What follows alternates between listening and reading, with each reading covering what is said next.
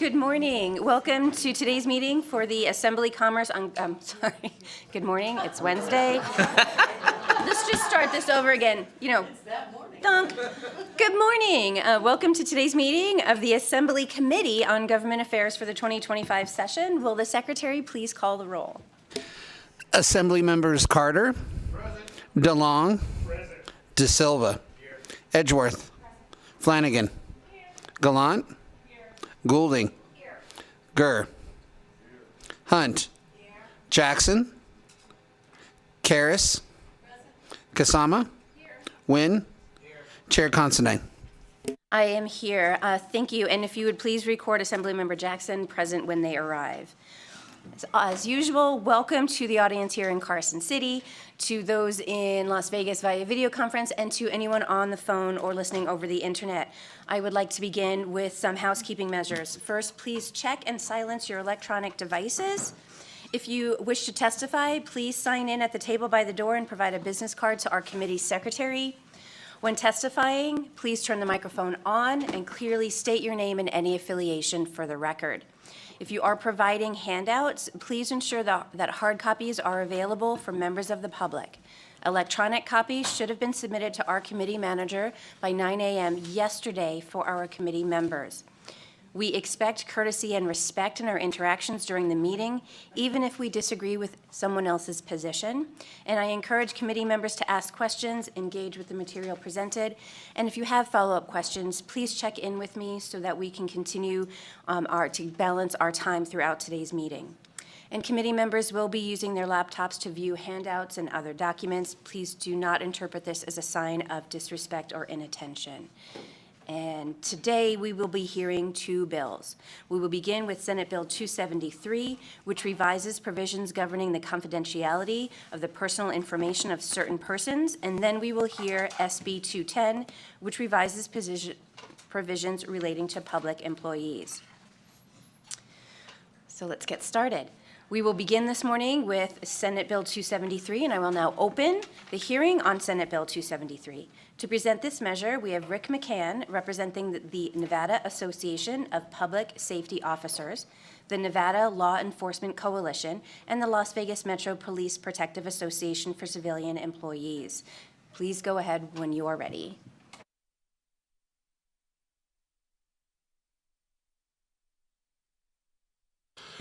Good morning, Madam Chair, members of the committee and staff. My name is, for the record, Rick McCann, M-C-C-A-N-N, and I am here today, as was indicated, representing the Nevada Association of Public Safety Officers and the Nevada Law Enforcement Coalition, as well as the Las Vegas Metropolitan Police Department Association for Civilian Employees.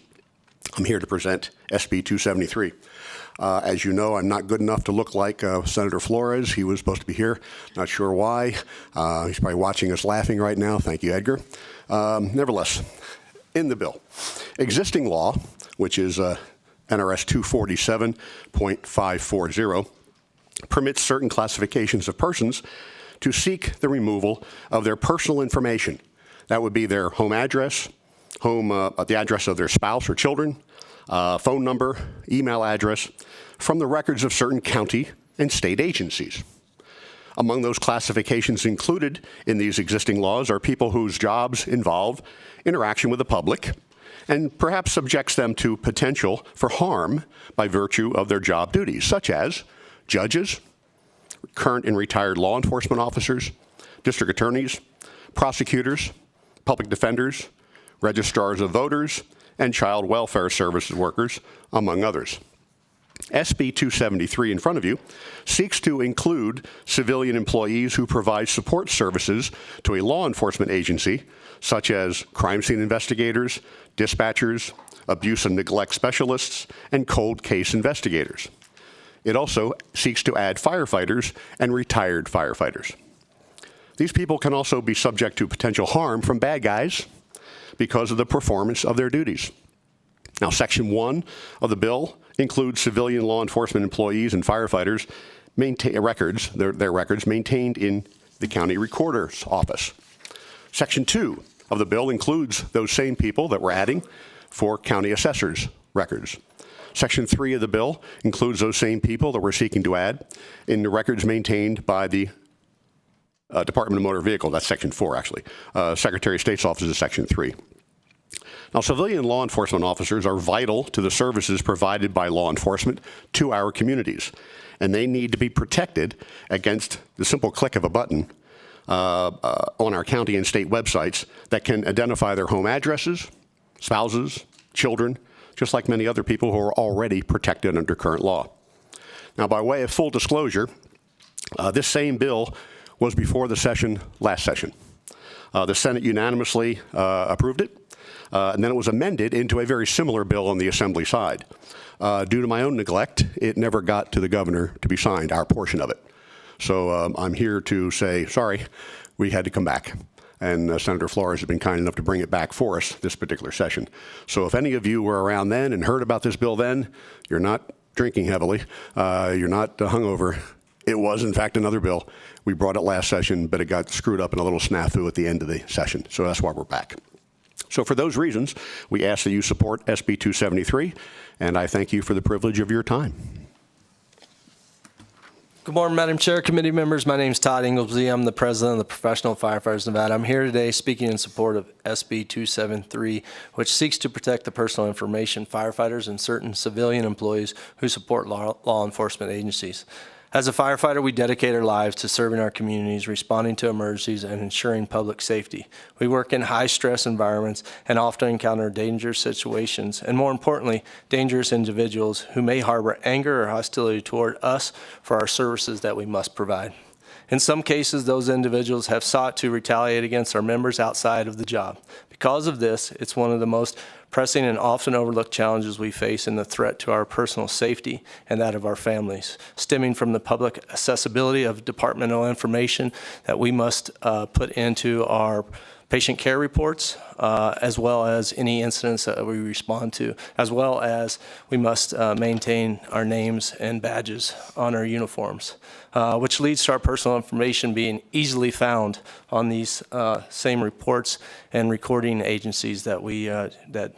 McCann just talked about. This bill will provide firefighters the option to have personal information removed from such information and keep that information confidential. This is not a request for special treatment. It's a necessary measure to protect our families and to ensure that we can continue to serve without fear of retaliation, harassment, or worse. Because of our unique schedules, we are away from our spouses and kids for days at a time. This bill is about protecting them while we are working and serving our communities. This bill would offer a level of protection and provide a peace of mind for knowing our private information is shielded from those who may seek to hurt us or our families. In conclusion, I respectfully urge the committee to support this bill. It is a critical step toward safeguarding the privacy and safety of the men and women who dedicate their lives to protecting others. Thank you. Thank you. Committee members, do we have any questions? Seeing none, just want to say I went back and looked at Assembly Bill 225, which is the bill that you were referring to, and that bill was, drafted to include folks and also to be sort of a catch-all, and it lays out in that bill if anyone wanted to individually obtain these confidentiality requirements, the process to do so. So I understand that this bill didn't make it through last year, that's why we're hearing it, but I just wanted to kind of put on the record that the purpose of the bill that went through last year was to ensure that any individual that feels like they should have this confidentially, there is a process and that it's available and anyone could follow it. Am I missing anything on that? Rick McCann for the record. No, ma'am, you have not missed anything. That is exactly the history of this bill. We wanted to shore up making sure our people are in this particular bill as we did last session, but you're right. That is the bill that I screwed up last session. So thanks for putting that on the record. I didn't want to say thank you for that. Senator Flores, thank you for joining. Please, if you'd like to say anything before we move to questions. Yes, thank you, Madam Chair and Vice Chair, and esteemed colleagues of the very hard-working Assembly Government Affairs Committee. Just by way of reference, and so that the record is clear, that mix-up with that particular bill landed on me as a chair, and much less on Mr. McCann. There was a lot of different moving bills that dealt with personally identifiable information and confidentiality, and at the time, in juggling all of those bills, and in particular the one that was just referenced by you, Madam Chair, this one inadvertently did not make it all the way in.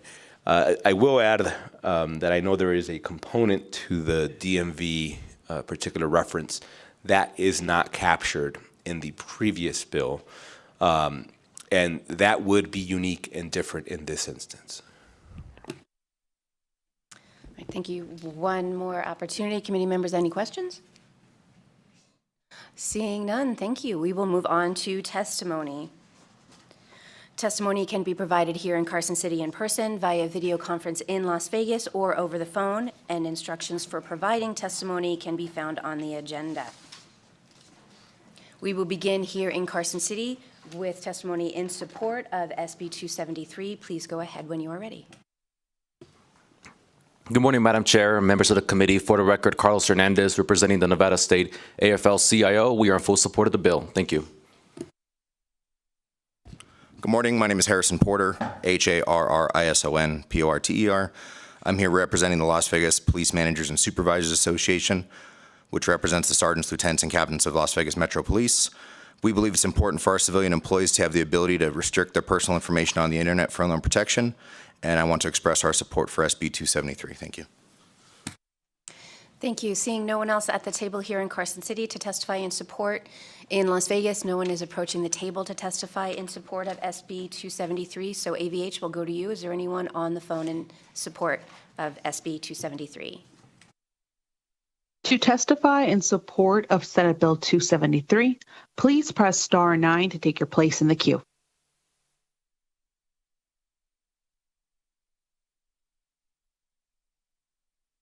Chair, we have no callers wishing to testify in support. Thank you. We will then move on to opposition testimony. Is there anyone here in Carson City wishing to testify in opposition to the bill? Seeing no one approach, is there anyone in Las Vegas wishing to testify in opposition to SB 273? Seeing no one approach in Las Vegas, AVH, is there anyone on the line in opposition to Senate Bill 273? To testify in opposition of Senate Bill 273, please press star 9 to take your place in the queue.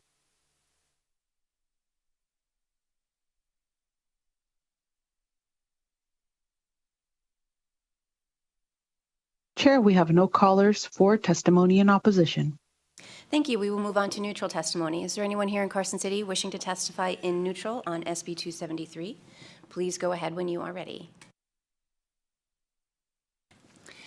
Good morning, Chair Considine and committee members. For the record, my name is Shawneen Guerin, S-H-A-W-N-Y-N-E, last name G-A-R-R-E-N. I am the Douglas County Recorder, and I'm here today testifying neutral on behalf of the Recorders Association of Nevada. As a point of clarity, Chair Considine, the Assembly bill that you referred to, 225, did actually pass last session. That one is the reason that we are here testifying neutral, just as a reminder and a little education, information sharing, that the efforts of Assembly Bill 225 that passed last session, that resulted in NRS 247.545, 250.145, and 293.909. And what that effectively did is it created an avenue for what I lovingly refer to as the ATOs, all the others. Because what we found, this legislation we started seeing it in 2017. And it has come back every single session. And we understand why. We understand that there is a large list of people who this protection may very well be warranted for. However, our concern was that in doing so, we were essentially creating a special class of citizens that was going to be granted protection that the everyday citizen was not if they too had a threat that pertained to them. So the efforts of that bill passing and creating the ability, and actually the language as it reads, I'll read to you just the 247.545. It is available for any person who is not otherwise described in the list that Mr. McCann referred to, or a representative of a governmental agency on behalf of a person who is an employee of a governmental agency and is not otherwise described, may petition the court. So there is a fundamental difference in that section. For those parties that are protected under those sections, there is a 5-year expiration of the court order, but the petitioner has the ability to just extend that. It is incumbent upon our offices to send those people who have the protective orders, to send them notice no less than 6 months in advance of the expiration, and that way they can identify, yes, I want this protection to be continued. I still hold this position. I still live at this residence. Or no, something has changed. I no longer need it, or whatever the case might be. So we do want to we don't have any problem with, as the judges see fit to sign the orders, we will carry them out. But we just have some concerns about the ever-growing list. And I'm happy, I know it's kind of out of order, but I'm happy to answer any questions if you have any as far as how those programs are administered from the recorder's side. I do just have one quick question. So, as you said, the ATOs, are the ATOs the only ones that fall under the 5-year extension or the 5-year notice requirement? They are, yes, ma'am. They are the only ones that fall under the 5-year expiration. Sorry, for the record, Shawneen Guerin, yes, that is correct. Thank you. Thank you. I'm not seeing anyone else send up to the table here in Carson City to testify in neutral. Is the gentleman in Las Vegas wishing to testify in neutral on SB 273? Not seeing any movement to the table. We would go to AVH. Is there anyone on the phone lines in neutral on SB 273? To testify in neutral for Senate Bill 273, please press star 9 to take your place in the queue.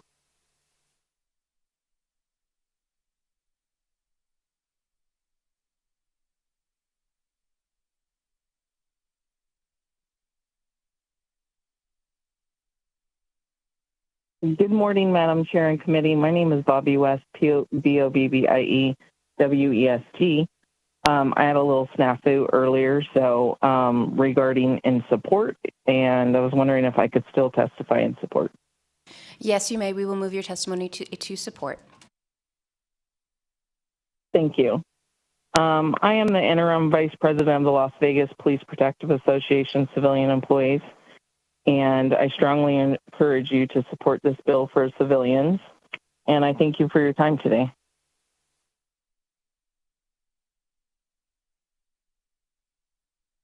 Chair, we have no additional callers. Thank you. Would the presenters like to make any final remarks? Okay, and you're waiving final remarks. Thank you so much. I will now close the hearing on Senate Bill 273. And I will now open the hearing on Senate Bill 410, which revises provisions relating to public employees. To present this measure, we have Tom Zumtobel, CEO of the Teachers Health Trust. He is coming to us via video conference in Las Vegas, and please go ahead when you are ready. Good morning, Chairperson Condesine and Assembly members. As stated, I'm Tom Zumtobel, the CEO of the Teachers Health Trust. I'm here today to bring attention to the burden educators face regarding the increasing cost of dependent health care coverage. This isn't only an educator issue, it impacts their families, the students, and our communities. It's a significant hindrance to educator recruitment and retention. I'm not here to force additional costs on the school districts, because funding is always a challenge and it's always limited. But I'm here to bring attention to a policy change to urge the schools to consider the impact of dependent coverage on recruitment, retention, and our communities. Today, I'll cover 3 key areas: examining how the high cost of dependent coverage jeopardizes educators' recruitment and retention, explore the various school districts that have utilized policies to encourage dependent cost-sharing models, and conclude with a request to support Senate Bill 410. Oh, sorry. Thanks, I caught up. Okay. This data highlights the demographic coverage for the Clark County School District educators that are covered under the Teachers Health Trust. We currently serve 17,800 educators and about 16,700 dependents with a total membership of 34,000. There is a significant female representation. 74% of our educators are female, 24% of our educators are maternity age, and 22% of our educators enroll for benefit coverage with 3 or more dependents. While this presentation applies to all the roughly 4,000 educators with dependents, the 22%, there are 570 educators that bear the burden of the high cost of dependent health care on single incomes. The problem we face is the increasing cost of healthcare places a significant financial strain on educators, particularly those in rural and high-risk schools. Educator shortage and turnover disproportionately impacts the students in these settings. Schools in underserved and rural areas often are essential to community support systems. The loss of an educator can disrupt these community support systems. We must ensure that school district policies include the consideration of dependent coverage. CCSD lacks such a policy. They do not recognize that dependent coverage is a main contributor to their recruitment and retention crisis. A typical educator with 2 children faces a very tight financial situation. Consider the budget of an educator earning an average salary of $55,000. This is a common average annual salary for educators in the district. As you can see, their monthly expense is nearly equal to their gross income. A single educator who is covering dependents pays $800 a month for that coverage. It consumes up to 17% of their gross pay and almost 22% of their net take-home pay. Continue with the theme of financial strain. This slide represents a single educator with the responsibility of covering 4 dependents. As the budget reveals, the situation leads to a financial shortfall. Oh, I'm just terrible at these slides. I apologize.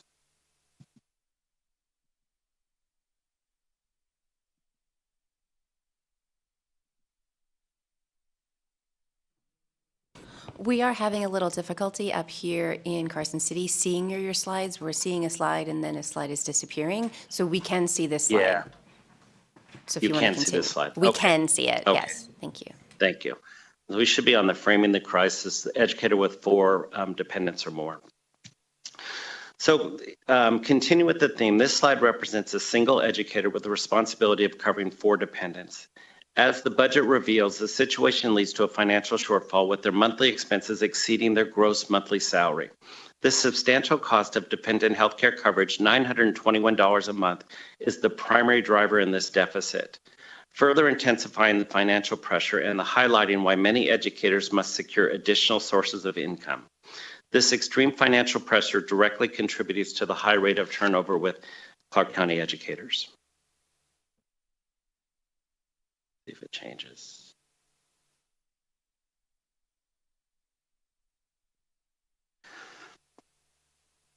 This consider a slide of a more established CCSD educator earning a higher annual salary of $65,000 a year.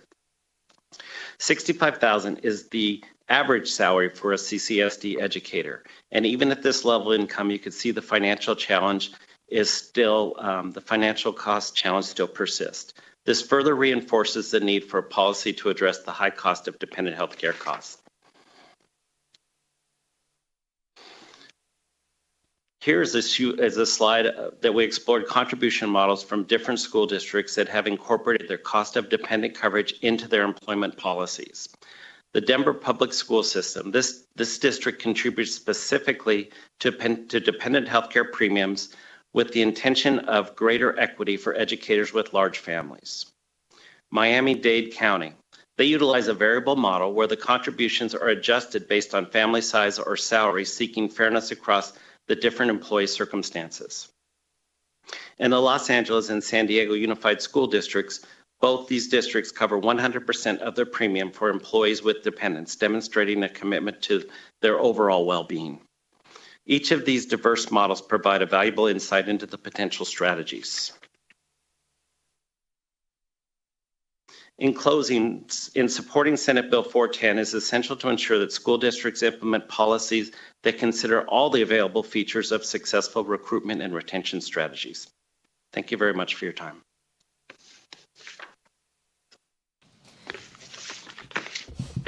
Yep.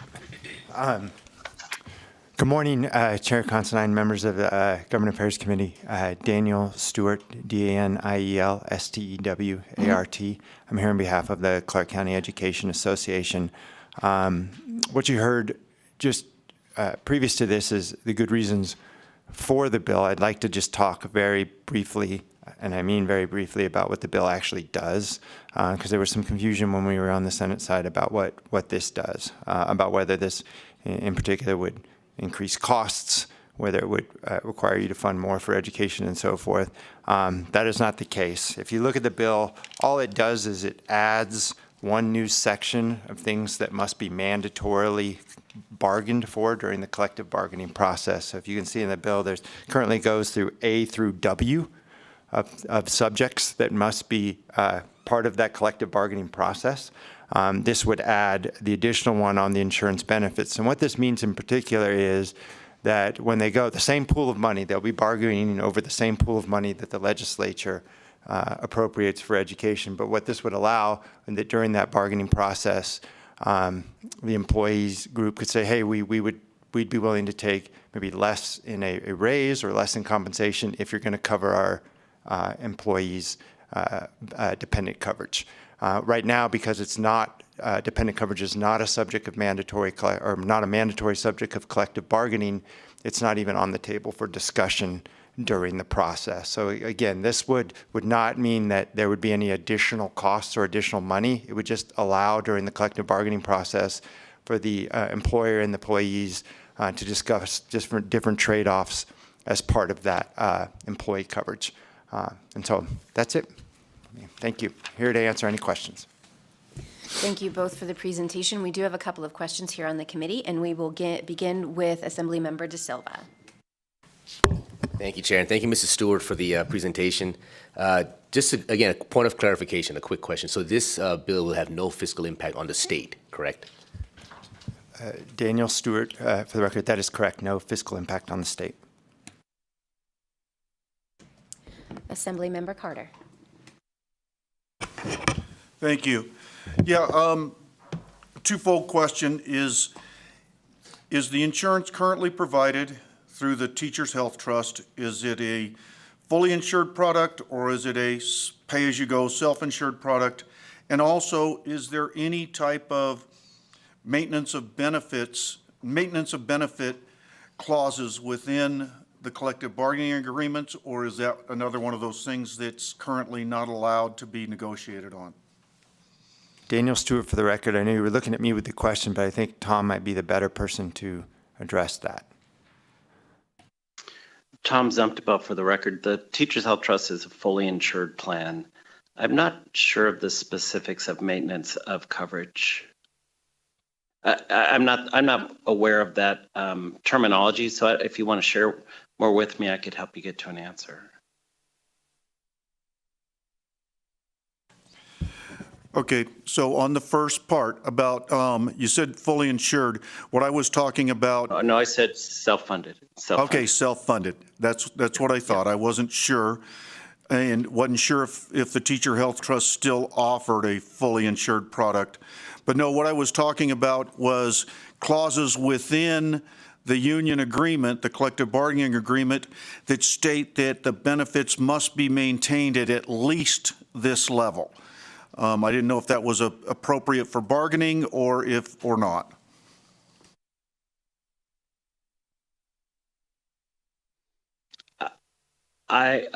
Assemblyman Carter, I don't do the negotiations and not with the union. So I can tell you, though, that we base the benefits on the amount of contributions that we receive through the negotiations with the school district and the union. And but there's not a minimum level. It's really tied to the amount of money that's available.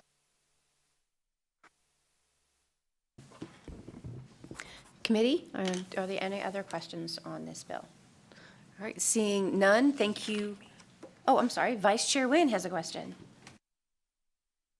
Thank you, Madam Chair. I just want to make sure that I read this correctly on the effective date. Right now, I have it for October 1 in terms of the effective date. Is there a reason for the date to be that far out versus just upon passage? Daniel Stewart, for the record, yes, there is a reason for that, and I know that you had asked that question in some of the meetings.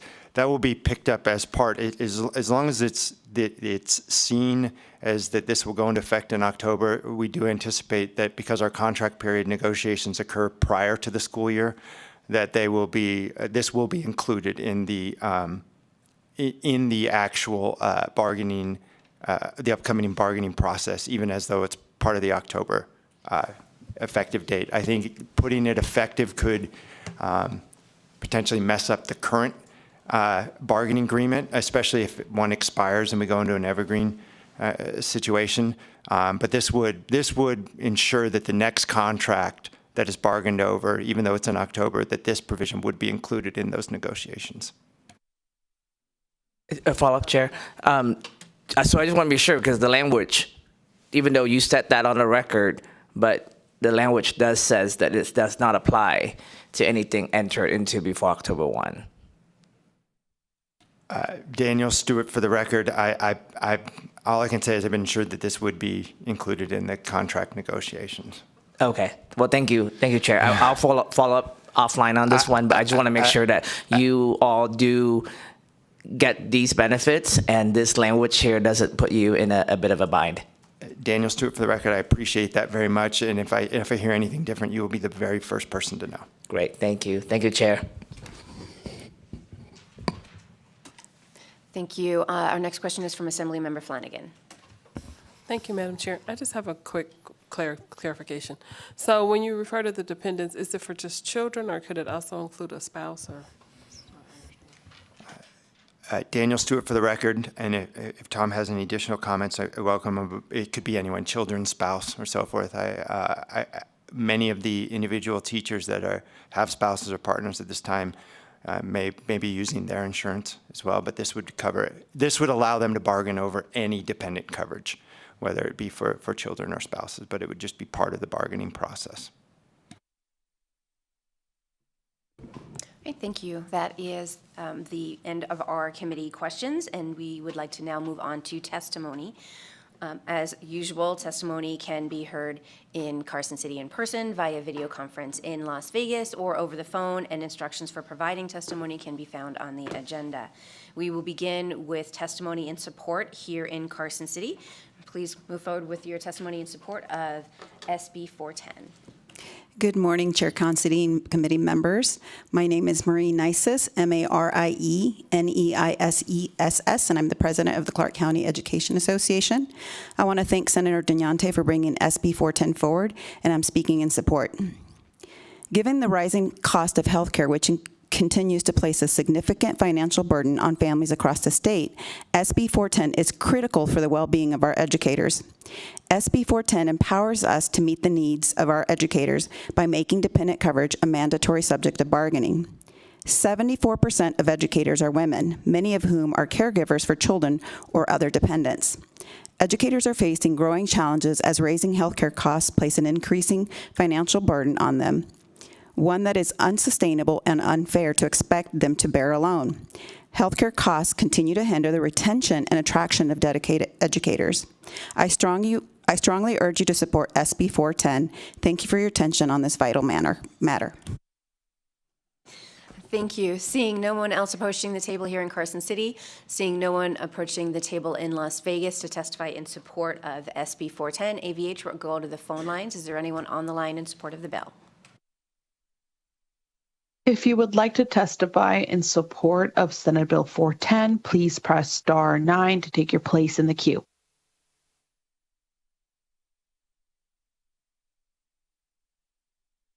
Chair, we have no callers wishing to testify in support. Thank you. We will then move to opposition testimony. Is there anyone here in Carson City wishing to testify in opposition to Senate Bill 410? Please go ahead when you are ready.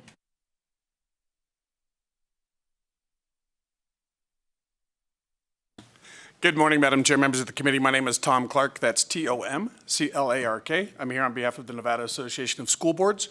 That's all 17 of the school boards that we have in our state. Our school boards, our school districts are hurting. The resources that they have are limited. Many of our districts are in deficit areas right now, hoping that the legislature and others will recognize that and help make them whole. adding this to the collective bargaining is going to cost our school districts more money. And at this time, we simply cannot support something that we believe should be covered, probably at some level, but the fiscal impact on our districts, especially in our rural parts of our state, is going to be tremendous. And so we are in opposition to this bill. Thank you, Madam Chair. Madam Chair, members of the committee, Susan Kima, the Executive Director for the Nevada Association of School Superintendents, KEEMA is how you spell the last name. We represent all 17 public school districts as well. And we are in opposition of SB 410. The proposed elements of 410 are cost prohibitive to districts. According to some of the comments that we put out when we surveyed our superintendents, this could cripple districts financially. The level, when something is added to the scope of mandatory bargaining, it is evident there's an expectation that it will have a financial impact in one form or another upon school districts. Sometimes it's a small amount, sometimes it's a larger amount. And with considering the financial situation of education and the recent economic forum predictions, this would be, again, crippling to districts. We also put out a survey to all of our districts to ask them, are you doing this? And not 16 out of the 17 school districts said it would be cost prohibitive and that they are currently not doing this. The only district that was doing this at the tune of 50% was Eureka, and that was to try to get people out there. And that is an admirable piece, idea. This is an admirable idea. Superintendents would love this. Unfortunately, there is just no money at this time. The other districts offer employees to be able to get insurance through their groups, and the only other thing that's a nuance to this all is that Lyon County is going to try it this year as a recruiting tool, but not part of negotiations, and does not recommend it to be part of negotiations. We have to play with this, try it out in different ways for a while until there is money to support all districts. Thank you. Thank you. Seeing no one else in Nevada, Carson City approaching the table in opposition to Senate Bill 410. Seeing no one at the table in Las Vegas, AVH, is there anyone on the line in opposition to SB 410? To testify in opposition of Senate Bill 410, please press star 9 to take your place in the queue.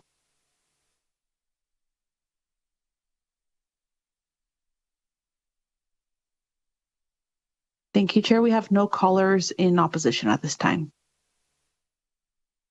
Thank you. We will then move to testimony in neutral. Is there anyone here in Carson City wishing to testify in neutral on Senate Bill 410? Seeing no one and seeing no one at the table in Las Vegas, AVH, is there anyone on the line wishing to testify in neutral on Senate Bill 410? To testify in neutral for Senate Bill 410, please press star 9 to take your place in the queue.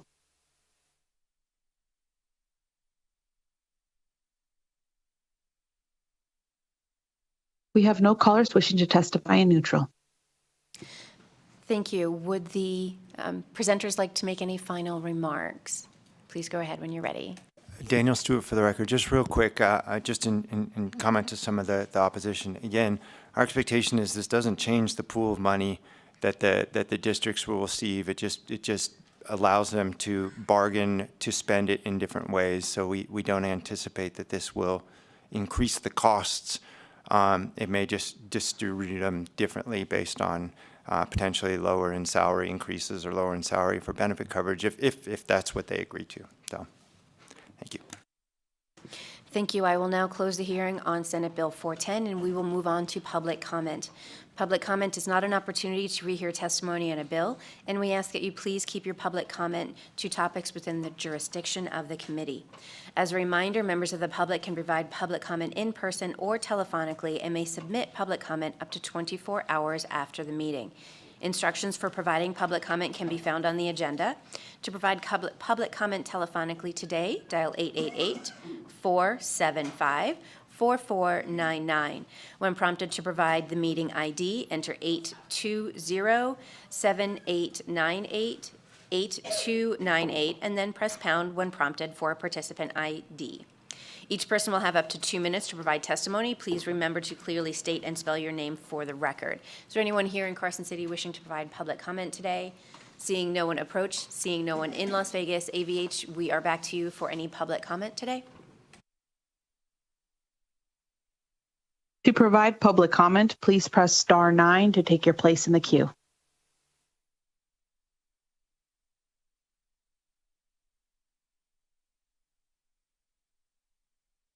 Chair, we have no callers wishing to provide public comment. Thank you. Our next meeting will be Thursday, May 8th at 8 a.m. in room 3143. That concludes our meeting today. The meeting is adjourned.